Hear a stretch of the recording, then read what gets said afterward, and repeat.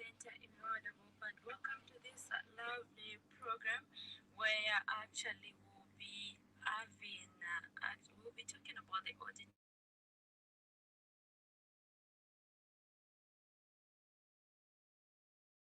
General mukinzaza ke bantu batala pakubala mali akyalo kyalo kyetu nakimona kwamba mwakasuluka nekwekuja mekujo onsa kwikala nawo awo alamataku wemwesambwa yetu jinayo muchuba chane nakimona kwamba mwalondera bulongo kwesekana na nambala yotsa kwimipa ayomusa kwingishanga kwamba neno mutole mulubaji muluno lunengejo. The people that I have on the panel, I have Mr. Alfred Nsanda, who is the Assistant Director, Mr. Seke Kabuka, who is the Senior Auditor, and Madam Ellen Chikale, who is the Aid and Public Relations. These are the people that I have on the panel. So if you are going to have any question in line with the topic of discussion that we have, please, you are free to use the number that I'm going to give you just after some introduction is done from the panelists. Welcome to this wonderful program, the people that I have on the panel. Thank you very much. It's wonderful to be here. Okay, thank you very much. So those are the people that we have on the panel, and please feel free to participate on this wonderful program. So just to get started, maybe I can start with Mr. Alfred Msanda before we go into the details of the topic of discussion that we have on the table. Maybe you can tell the listeners out there the reason why you are here to discuss with them. Good morning, listeners. Like the presenters rightly put it, we are representing the Office of the Auditor General in Northwestern Province. And basically, we are on this program to try and share with the public on the work of our office and how it is helping in ensuring that the financial resources of the state are guarded. Okay, thank you very much, sir, for that wonderful explanation. And I will know that even the listeners out there, they've now known the reason why you are here. Emwani nanchi wetu kula kubamba banakwimena ku office wetu wamuno kibunji kyabuyike mushika akitala pakubala mali akyalo nekuyuka bulongo bintu binakwenda nekuyuka bulongo mali awaji mukipawo nakimona ikubamba makasuluka nekulondera bulongo luno lunengejo muna kubamba mwaikala namawi afikiramu bulongo. Coming to Madam Ellen, what is the office of the Auditor General all about? Thank you very much. The Office of the Auditor General is a public institution which is a creation of the Constitution. We have the mandate to audit all public resources in the country. When we talk about public resources, what we mean is that all resources that that go to government institutions and other private institutions, so long they are funded by the Treasury, those resources, the Office of the Auditor General audits them. So we audit local authorities, we audit parastatal bodies, we audit all government departments in the Republic. The Office of the Auditor General has an establishment of 670 currently, and the Auditor General is appointed by the President and then ratified by Parliament. That's what the Office of the Auditor General is all about. Okay, thank you very much. Nanchi manteleki betu mulani kumona kubamba talane pakiwese choba tumula kya vakansi kubamba na uba yuka mali auba lama mkipao ni kulondela kongo mali afu ayokukala machi muna kwamba mwatu mafoni na kwa mwatu makamese manamba wa 0962 0962 977282 your number is not in sharp but no kimi. Coming to Mr. Seke, what are the duties of the Auditor General?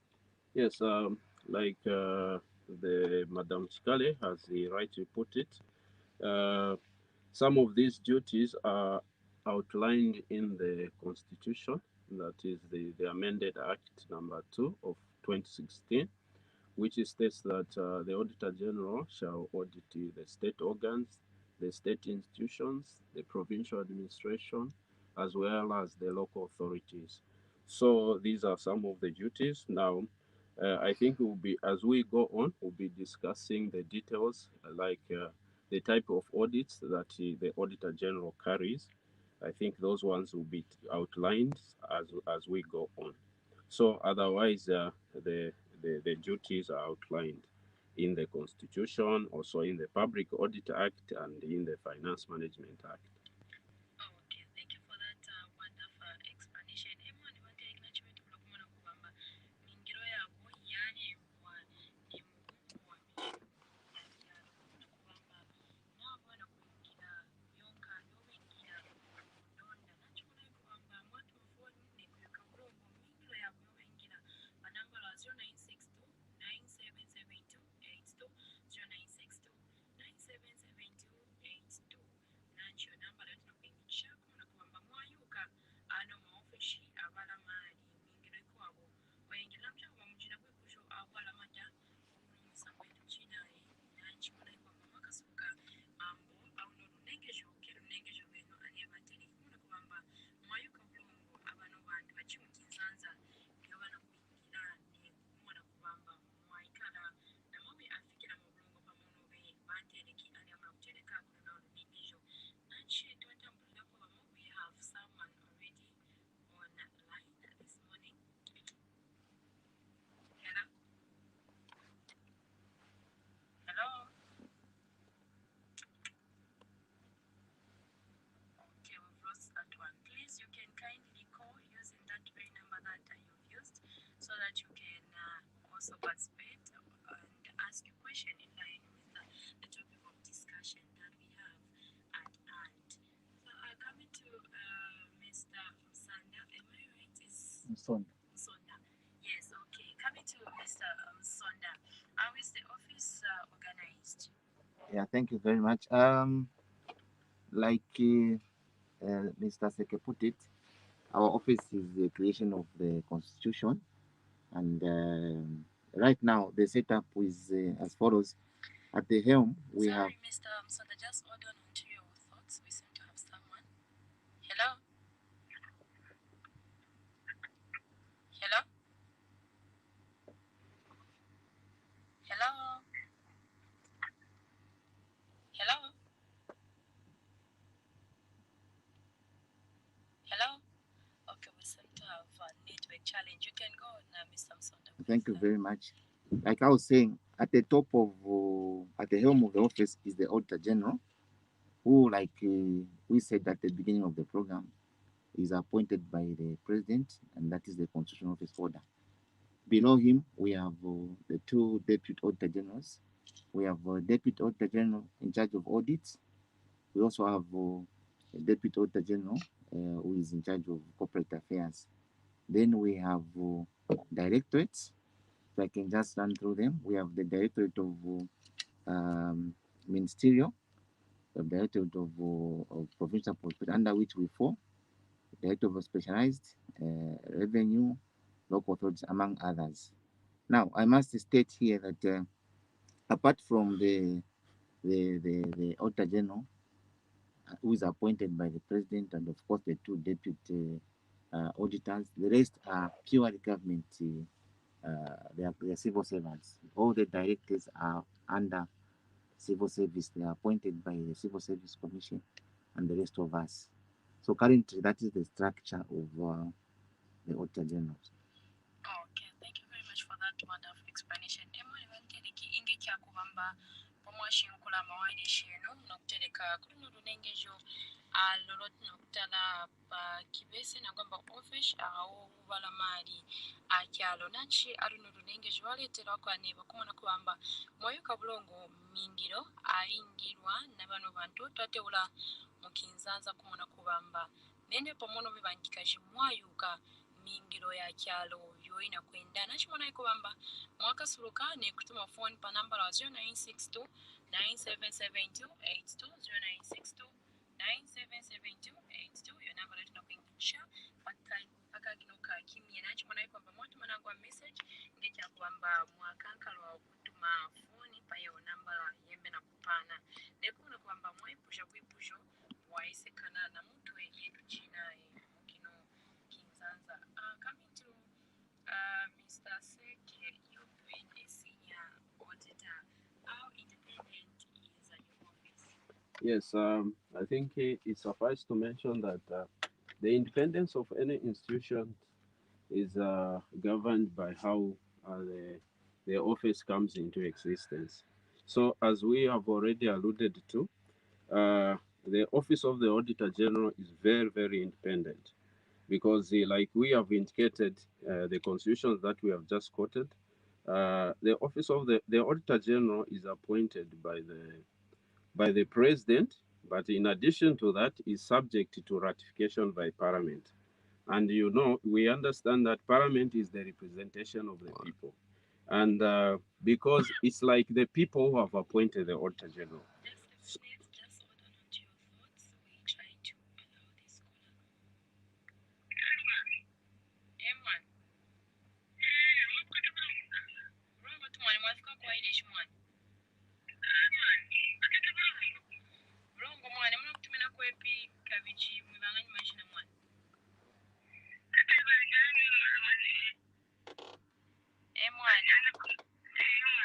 Mwana mwamumva mutwe mwana.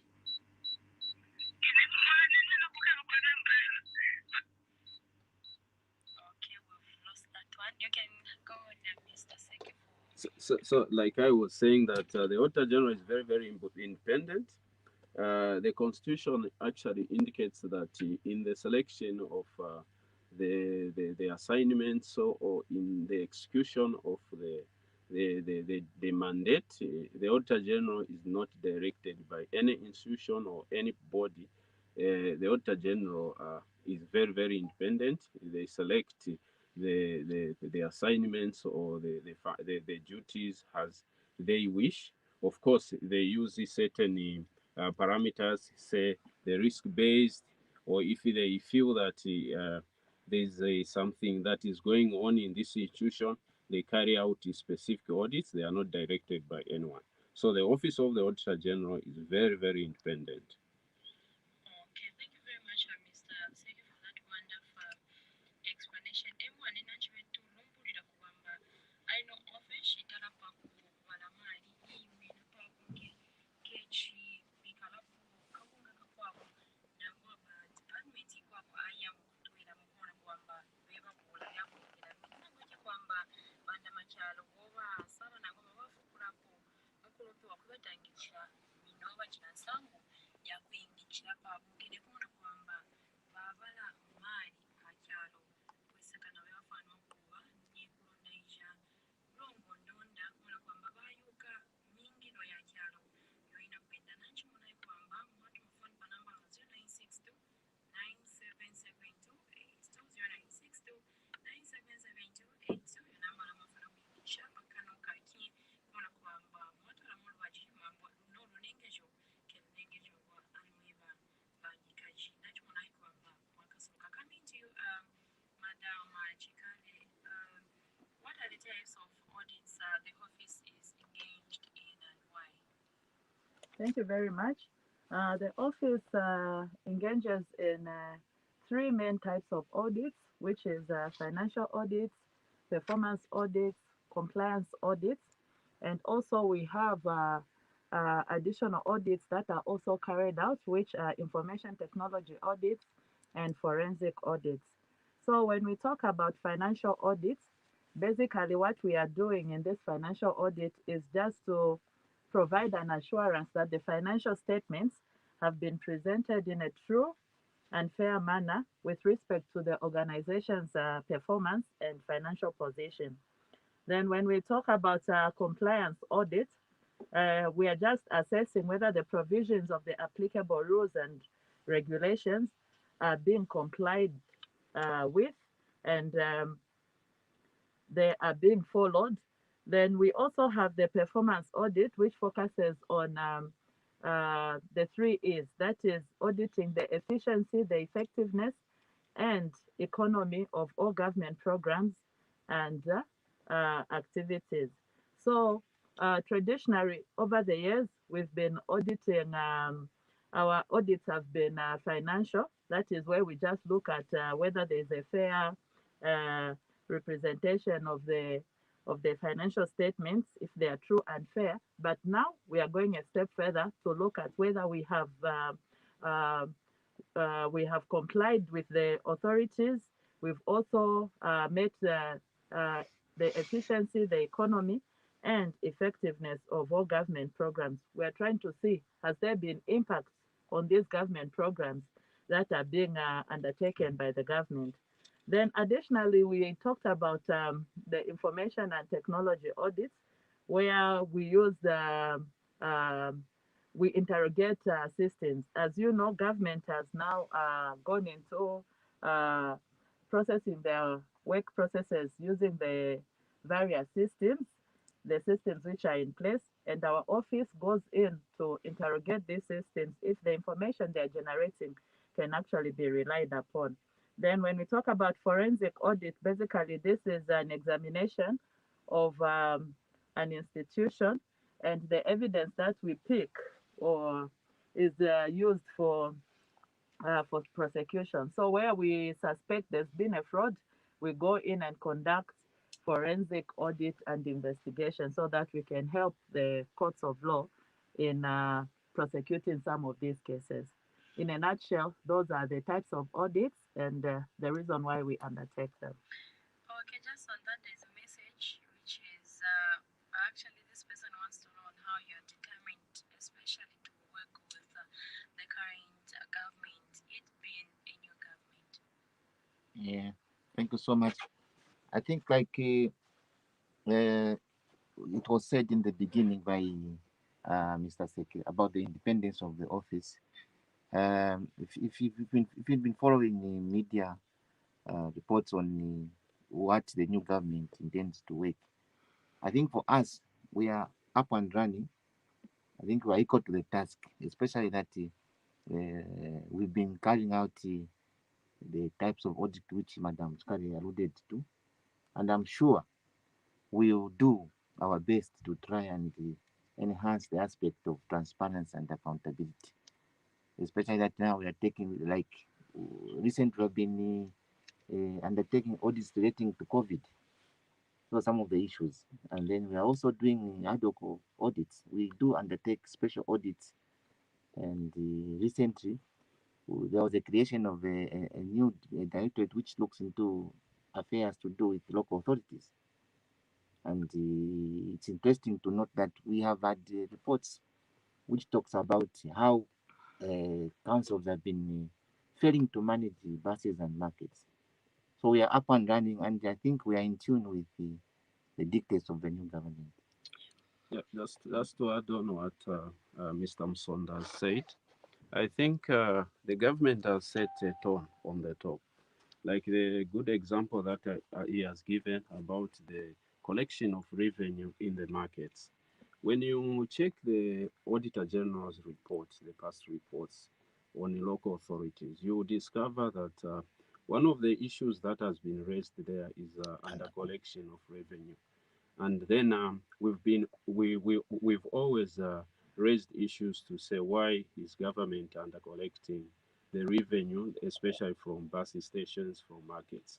And it has just come to our attention that the monies that are being collected, they are not being collected by the council. They have been going in wrong hands. So government has set a tone on the top, and these are some of the things that we've been bringing out to the public. So now that it's in public domain that the causes for this under collection has been as a result of not the council collecting the revenue. So as we are already uh, uh, uh, equal to the task to be able to assist the society to ensure that the people that are mandated to collect that revenue have collected it. So, in addition, the Office of the Auditor General has been given a boost. We've been given impetus to continue doing what we've been doing. If the public can attest to what has been happening over the years, we've been raising a lot of issues, some of which the president spoke about, some of which he didn't speak about. But for us, when he gave that declaration that he wants the officers, the governance officers, to work independently and professionally, I think for us, we were very happy because it gave us the impetus. We've been doing these things, but we just had these energies put back into our office so that we can continue serving the people of Zambia. Because you know that what we do it on behalf of the Zambians, because the Zambians are the taxpayers, and we are just literally telling them, look here, this is how your monies are being utilized. So for us, it gave us the drive, it gave us the impetus to continue doing that which we are doing, because the head of state has put issues of accountability, issues of transparency. He has placed high premium on that. And for us as an institution, we are really excited.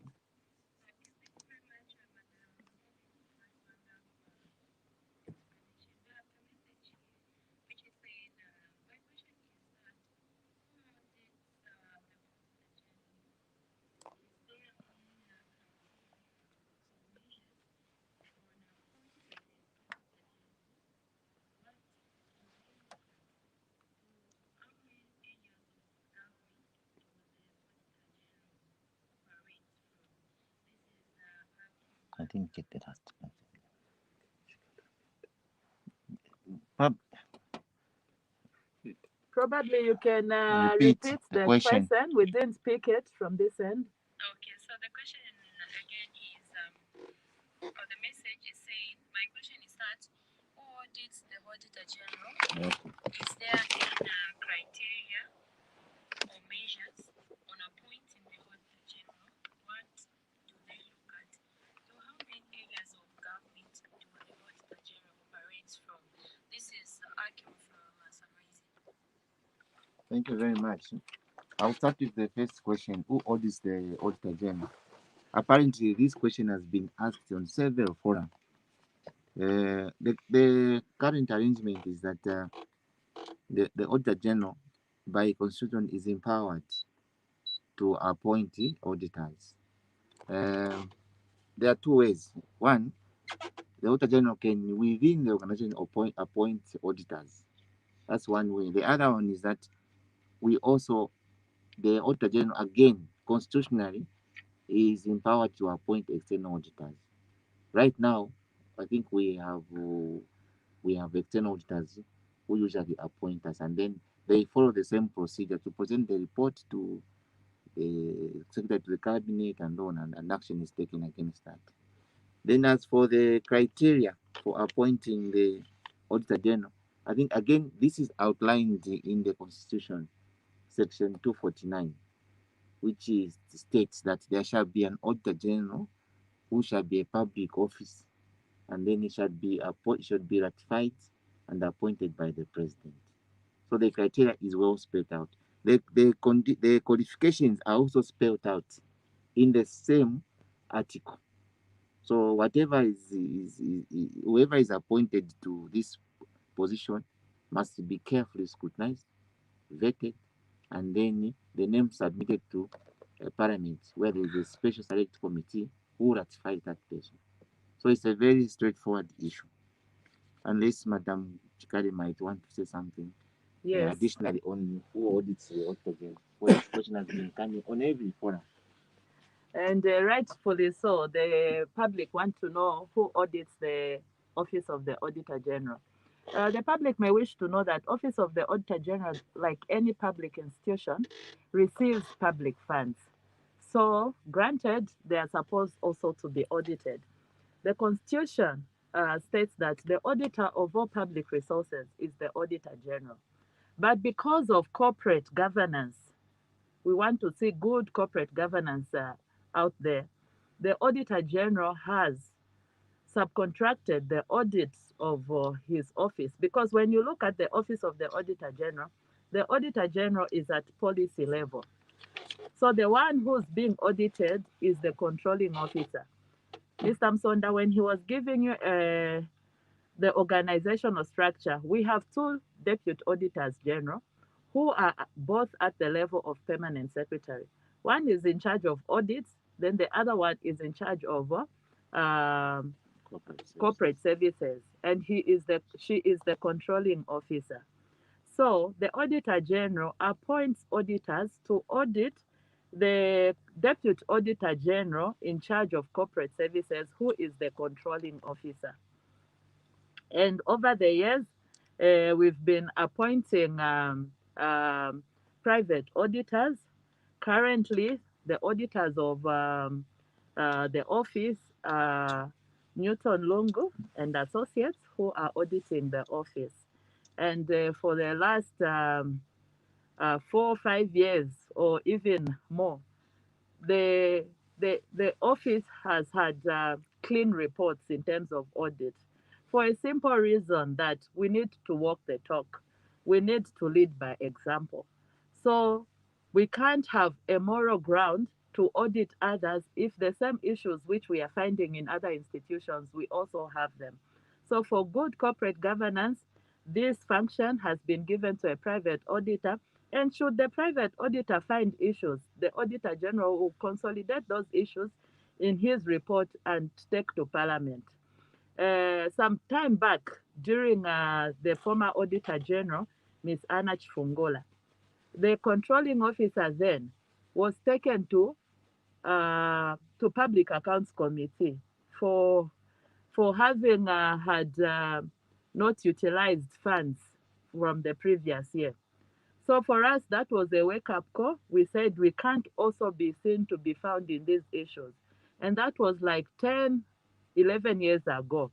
But over the years, the situation has changed. The Office of the Auditor General walks the talk, and we are leading by example in terms of the work that we do. Okay, thank you very much. Additionally, Yes. just to add on to what Ms. Scully has said, we also have, just like any government department, we also have strong internal controls. We have the Office of the Internal Auditors, which has been also upgraded up to principal level. So that also is meant to strengthen, the internal controls of the office, just like any other government department. Okay, thank you very much. Emwe batereki ingekya kwamba pomwashinkula mwairishi enu mwanaye kubamba mwalondera bulongo luno lunengejo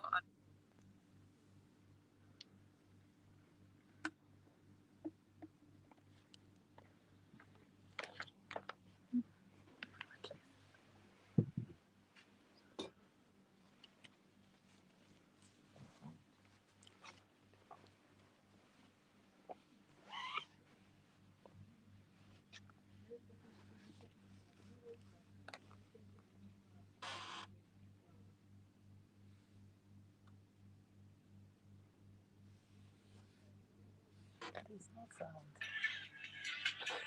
Whatever it is she's talking about. Mellow Cleaning Services, an affordable and reliable professional cleaning company. We provide residential, commercial cleaning services and sanitary services. We also supply and install hand sanitizer dispensers. Call us on 0950 003223 or WhatsApp 0969 535044 or visit our website www.mellowcleaningservices.com.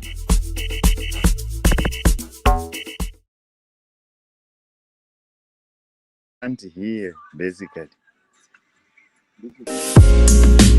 Mellow Cleaning Services, an affordable and reliable professional cleaning company. We provide residential, commercial cleaning services and sanitary services. We also supply and install hand sanitizer dispensers. Call us on 0950 003223 or WhatsApp 0969 535044 or visit our website www.mellowcleaningservices.com.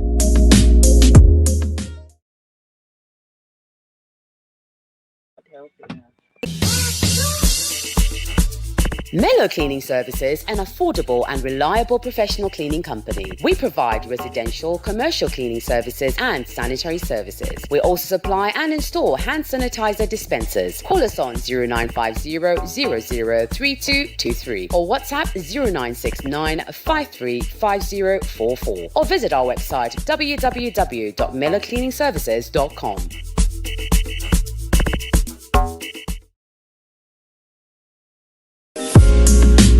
Mellow Cleaning Services, an affordable and reliable professional cleaning company. We provide residential, commercial cleaning services and sanitary services. We also supply and install hand sanitizer dispensers. Call us on 0950 003223 or WhatsApp 0969 535044 or visit our website www.mellowcleaningservices.com.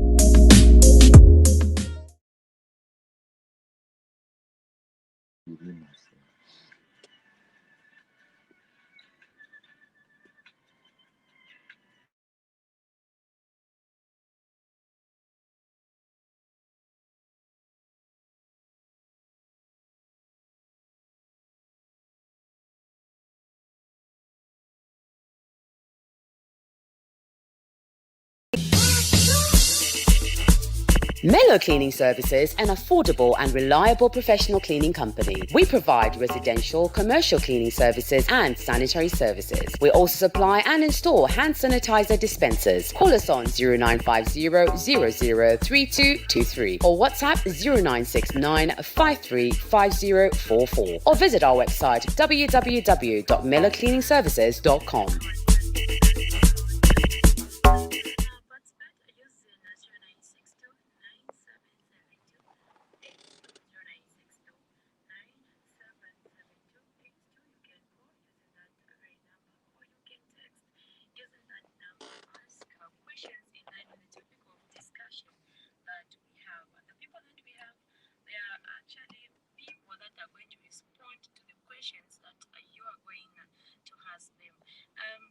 As we embark on this program, Madam Ellen, why is it that year in and year out we have irregularities in the public institutions? Thank you very much. That's a very good question. Over the years, we've been auditing these institutions, and what we have discovered is that the recurring audit queries are as a result of institutions' failure to follow regulations. For any transaction that takes place in government, there are laid down rules and regulations which need to be followed. So we've found that some of the reasons why we raise certain queries is because of the failure to follow these regulations. And we've also found out that in some instances, there are weak internal controls. Mr. Msonda did allude to the fact that there is a need for institutions to have strong internal controls.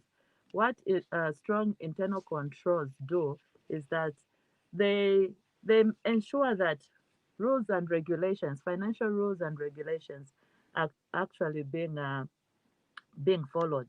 But in some of these entities which we've been auditing, we've realized that they have weak internal controls.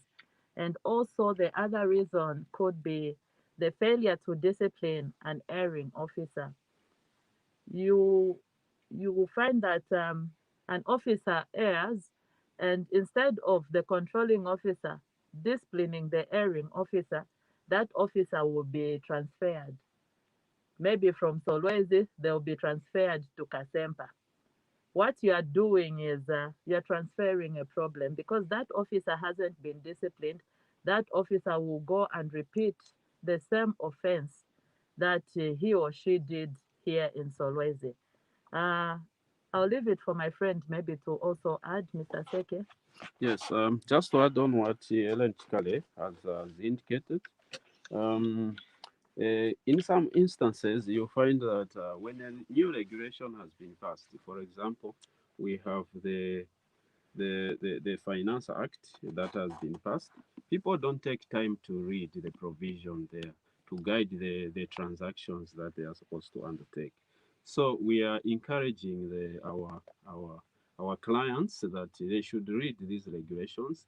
They should do they should read the circulars that are issued from time to time so that they are guided as to how the transactions are undertaken. In some instances, of course, a few instances where maybe some officers that are employed who are at the helm of implementing the transactions, they may not have the necessary qualifications to undertake those transactions. So it's also up to the institutions to ensure that these people who are employed, especially the accountants, have the necessary qualifications to be able to ensure that the transactions conform to laws, regulations, and other frameworks that underlie them.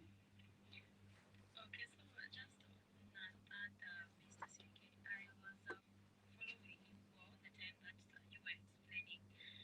As you deal with different institutions, there are some challenges. I know that you've been encountering some challenges when it comes to dealing with different institutions. So how have you been helping them in order for them to improve? I know that you've talked about it a bit, but I know that there are some other ways that you can use so that these institutions that you've been dealing with, they can also improve. Yes, thank you very much. Um, like the Auditor General has directed that during the audit process, because as you may know, audit is a process.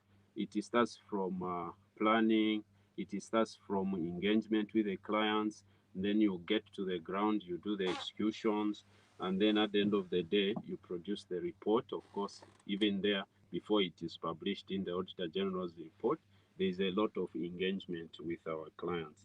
But during the audit process, one of the things that we do is that when we come across something that we need to bring to the attention of management, we do that. And at the end of the day, when we produce the preliminary query, we sit with management. There are certain things that may not necessarily be worth reporting. We sit with management, we have an an exit meeting where we spell out some of those weaknesses and how they should address them. So there's a lot of engagement with our clients on the weaknesses that we observe. Oh, okay, thank you very much for that wonderful explanation. Yes, our dear listeners out there, we still have this program, which is the Auditor, and you, our dear listeners out there, if you want to follow this program and get to know, we're hoping that you have those ideas that you do with the different institutions that we have. Coming to Mr. Amsola, maybe you can explain some of the common terms that you use to describe finance. Come again? The terms. The terms.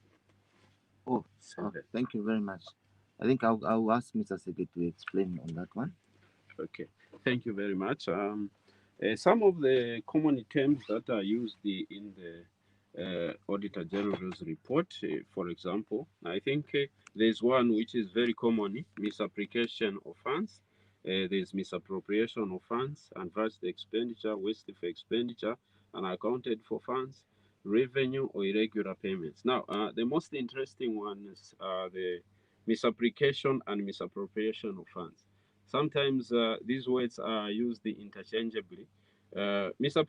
Misapplication of funds, you may be aware that when Parliament is approving the budget, before those budgets are executed by ministries, provinces, and other spending agencies, they have to pass what is known as an appropriation act. An appropriation act is what actualizes the authority for the controlling officers to. Hello. Morning. Your name, please, and where you're calling us from. Okay, Are you able to get what it says?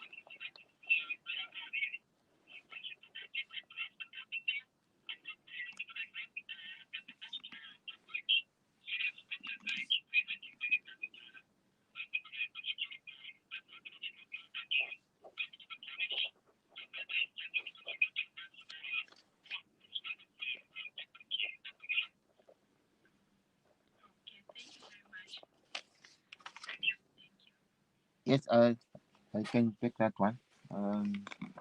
Okay, if I got the caller, it should be Father Kapalu. Oh yes, Father Kapalu was talking about the what happens to those hearing officers. And maybe I can explain the procedure that is undertaken. First and foremost, as Mr. Second Helen put it, there is a process that normally is undertaken. We do our audits, and then constitutionally, we have a deadline. Like the main report, by 31st, this 30th of September, the Auditor General is supposed to present on the table of the President the report. And thereafter, upon starting the report, the President will hand over that report to Parliament. And then Parliament, there is a Parliamentary Accounts Committee, which is headed by, I think, an opposition MP. And then they'll start now. All the cited officers will have to appear before that committee. And then, from what is happening now is that there is a special committee also. People may not know in the background what action has been taken, but this time there is a special committee which I think is headed by Secretary of the Cabinet, where those officers who are cited in these reports are charged. I think there is evidence to the extent that most of those who appeared in the previous report were surcharged. And then currently, as an office, we have an MOU with the investigative, wings. As an office, we don't have the mandate to investigate issues that may border on criminality. We have special wings like DEC, ACC, and FIC. Of course, we don't have an MOU with FIC, but we have an MOU with ACC and DEC. So anything that may warrant investigation and it involves criminality, we hand over the reports to these people and they will do the investigation and so on and so forth. So it's not true that actions are not taken against alien officers. That is done.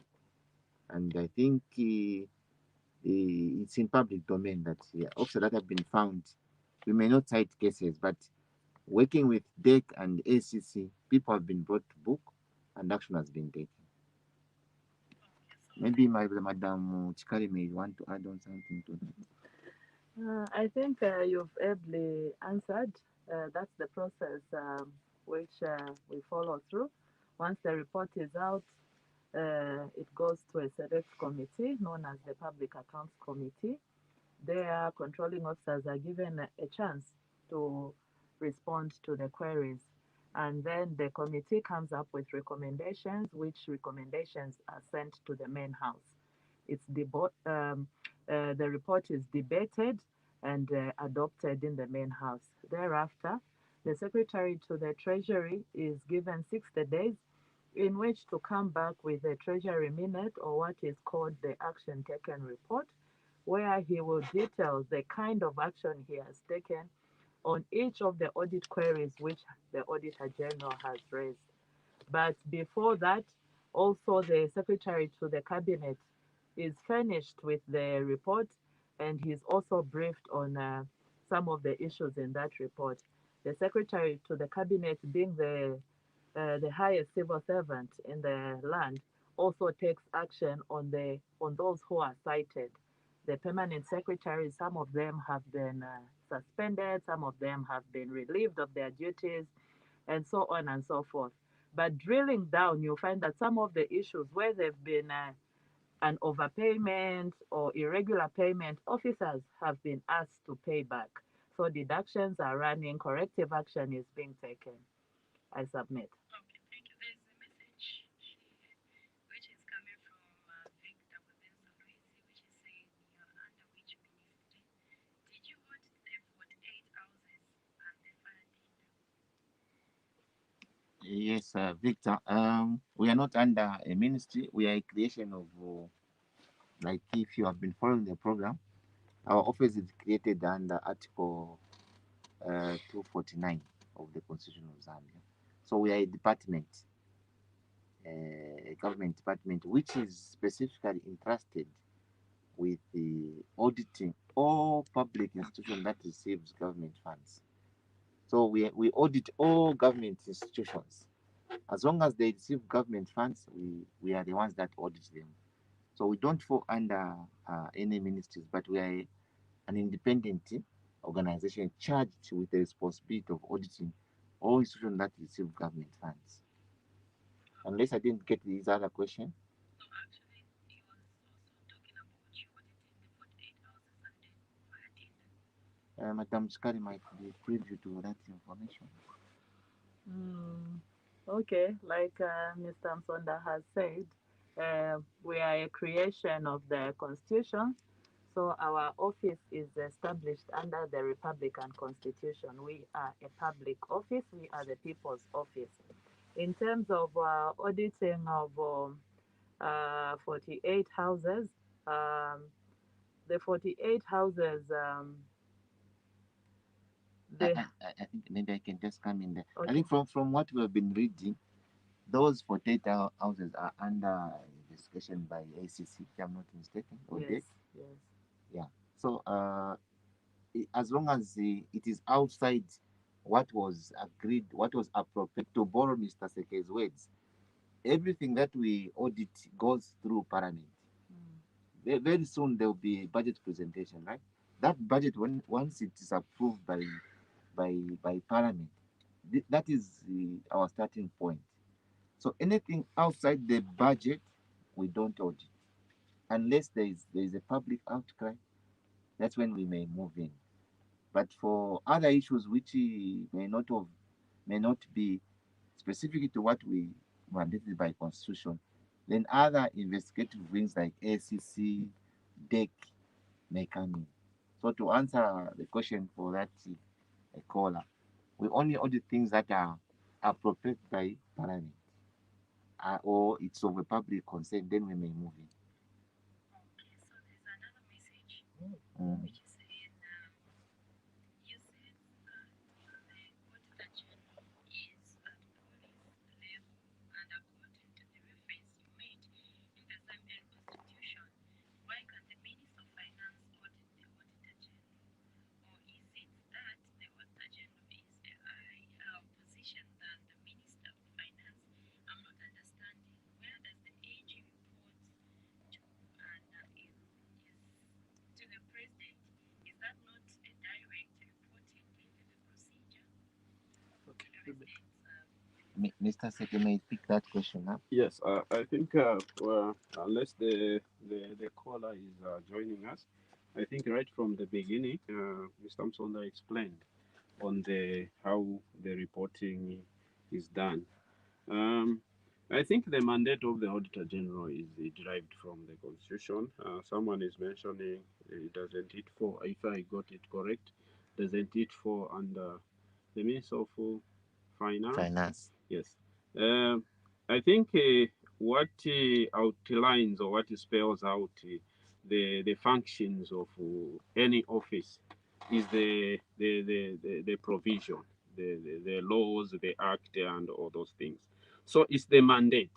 The office of the Auditor General is created in such a way that it assumes its independence. So if we fail under any ministry, I think our operations would be compromised to some extent. So the people of Zambia saw it fit when they were creating this law, this law that let the Auditor General be an independent body, and also just to comply with the international standard. The supreme audit institutions are supposed to be independent. They are not supposed to fall under any ministry. Now, on the reporting aspect, I think Madam Chikare mentioned something that when the reports are being submitted, they are submitted at the same time the president is receiving the report, the parliament is also receiving the report. It's not a situation where the president receives the report and then he looks at it before it's submitted to the parliament. It's done simultaneously. The president is receiving the report, the parliament is also receiving the report. So there is nothing like maybe the president might have influence on the report before it is published to the public. And at the same time, I think the public may wish to know that when these reports are submitted, they are also published on our website. So the public has got access to to to to these reports. So there's nothing like maybe submitted to the parliament, to the president has influence on the report, or parliament. It's submitted to the public at the same time it is submitted to the president. Just in addition to what Mr. Kete is saying, like we said at the beginning of the program, the Office of Auditor is an oversight body. So there's no way the Auditor General can be under another ministry. So where is the role of the oversight? So the Ministry of Finance runs a ministry which is also audited by the Auditor General. So the Ministry of Finance, like any other, through the permanent sector, who is the controlling officer, reports as submits a report to the Auditor General. He's audited by the Auditor General, whose reports can also is also taken to the President and Parliament, like what Mr. Sete said. So in short, we are an oversight board looking at how all these ministries, including the Minister of Finance himself, how they are performing, and then we report on the findings to the President in the report and to Parliament, like Mr. Sete said. Coming to Madam Helen, I don't know if it's Madam Helen is going to take this. What is your role in the accountability process of audition? Thank you very much. Our role is very simple. In the accountability process of the country, we have three arms of government. We have the executive, we have the legislature, then we also have the office of the Auditor General. The office of the Auditor General is part of government, but it plays out an oversight function. So what happens at the end of the year, like in this quarter which we have started, government ministries and departments will come up with their budget. In there, they'll have the aspirations of what they want to do for 2022. That budget will be taken to Parliament, and Parliament will sit and debate and approve the budget. And they will also allocate specific resources for those programs and activities which government ministries and departments would have presented. Then once Parliament has approved and allocated the resources, government is expected to go and execute or implement the budget. Once they have implemented, the government is supposed to report back through their financial statements to say, this is the way the monies you gave us, this is how we've utilized those resources. And then Parliament confers the responsibility of checking that these resources have actually been utilized for the intended purpose. It confers that responsibility on the Auditor General. So the Auditor General then now goes in to audit all the financial statements of government and give an assurance to the Parliament through his report, which he submits every year, 30th of September. So basically, our role is at the tail end in that we come in to audit once government has spent. But our role doesn't end there. We have to keep bringing up these issues year in and year out. If they are not being resolved, like I gave you the process which goes on after the report has been sent to a select committee of parliament, they sit, they deliberate, they come up with recommendations, and those recommendations are supposed to be acted upon. So if the recommendations of Parliament are not being acted upon, Office of the Auditor General will keep the issues in view until they are disposed of or until they are all resolved. So we come in at the tail end, but we complement everything that the other arms of government are doing. Ours is to assure the citizens, the owners of the resources, that their monies are being utilized for the intended purpose, and we report as such. Many people will ask, why is it that when a ministry is doing fine, you don't report? Our role is to report exceptionally. Where ministries and government departments are doing well, we'll just simply nod. But where they've deviated from the rules and regulations, then we'll come in and mention that here you've deviated from the rules and regulations so that they get back to doing the right thing. That's our role in the accountability process.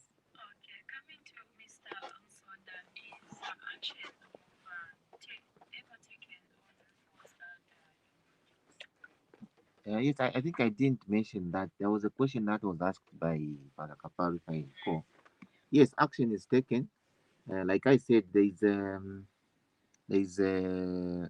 once these officers are cited in our report, these are sent to the secretary to the cabinet, and then according to the standing now, these are charged. Just I want to know your thoughts. Okay, we lost this one.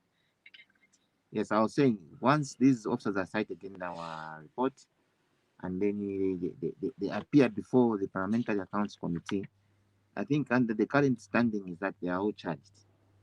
And then the appointing authority may decide otherwise, maybe to leave the officer cited out of it and so on and so forth. But to say the least, action is actually taken against erring officers as it stands now.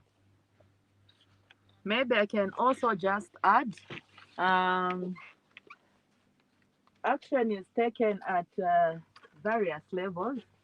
You will agree with me that as our auditors are on the field, they're interacting with the client, they're raising the issues, the preliminary queries. The client is responding. As the client is responding, they are also busy perfecting their systems. So at that level, at that preliminary level, action is taken. Then once we upgrade those issues which have remained unresolved, we take the reports to Parliament. At the level of Parliament now, also we see that action is taken.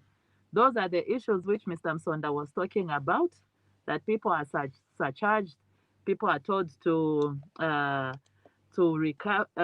are told to pay back, so monies are being recovered. So at the level of where now the report has gone to the public, there's also a requirement that action be taken. And also, there is an outstanding issues committee at Parliament which just follows through on all the queries which Auditor General's office has been raising. And also, there is a demand there that action be taken. So once controlling officers report to that select committee of Parliament, they are being asked as to what corrective action they've undertaken.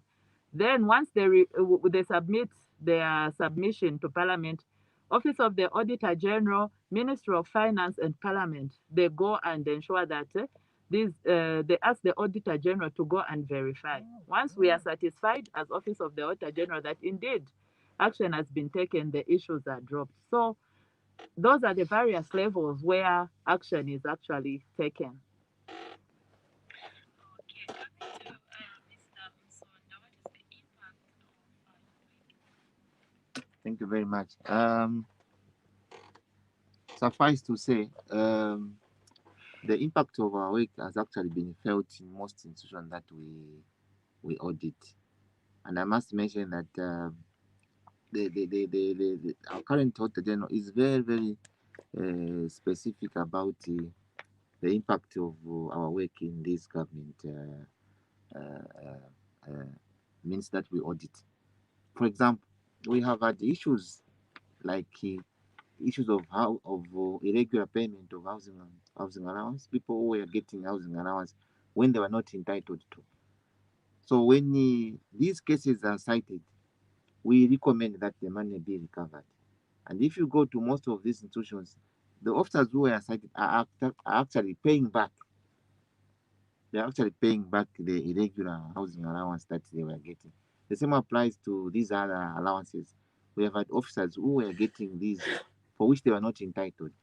As a result of our work, we have had most of these officers now paying back all that money. So, to answer your question, the impact of our work is actually being felt by most of these entities that we are auditing. Unless Mr. Seken. Yes, just to add on, I think Mr. Msonda has mentioned a number of issues that lead to the impact of our audit. You may also wish to know that the Office of the Auditor General signed an MOU with the anti-corruption and DEC. So some of these irregularities may lead to theft and eventually prosecution. So it's us who give the yellow red flags to these investigative wings to be able, if there is something that call for investigation and corruption, or they comes in, and then they are able to carry out further investigation and then eventually prosecution. So also is the Auditor General is requested, of course, through the officers to go in the courts of law and be able to tender evidence before the court of law, and then leading maybe to conviction, depending on the on how the case is. So we also help in the issues of prosecution to back the investigative wing's work. Okay, thank you very much, Mr. Seki, for that wonderful explanation. Maybe due to time, maybe you can also talk about actually the reason why you do not mention culprits in your report. I can speak to that. Maybe before I get to that, I would just want to add one more impact of our work.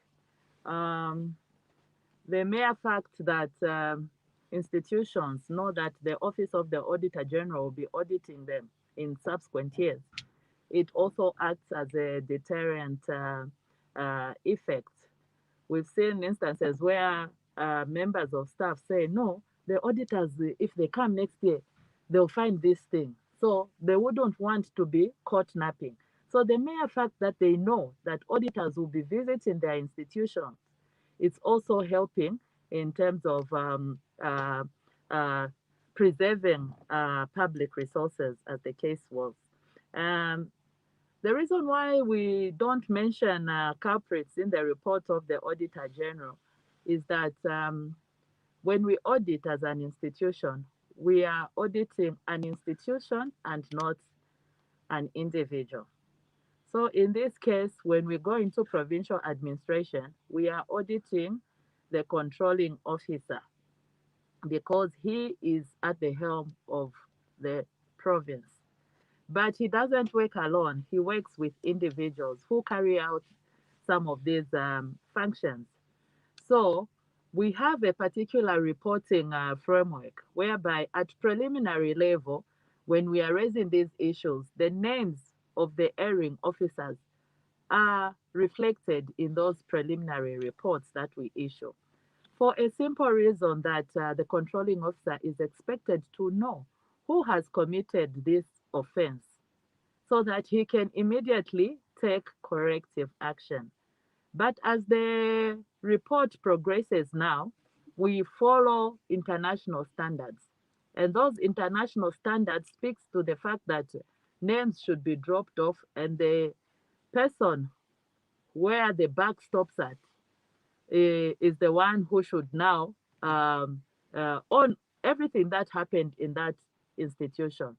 Suffice to say that when we sit at Public Accounts Committee, because we are permanent witnesses in that committee, when the members of parliament, who are the owners, who are the representatives of the owners of the public resources, dig deeper into the issues, names are furnished. At that point, even the public gets to know, because the sittings of Public Accounts Committee are open to the public.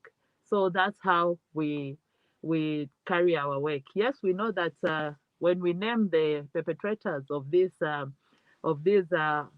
crimes or offenses, it will help in the shame effect, because no one would want to start walking around and people are saying, no, he's the one who misappropriated, he's the one who did this. So just that shame effect would help to keep some of these abuses of public resources. But we have a particular reporting framework which we follow. Okay, as we are running into another program, if Mr. Msonda, you can give your closing.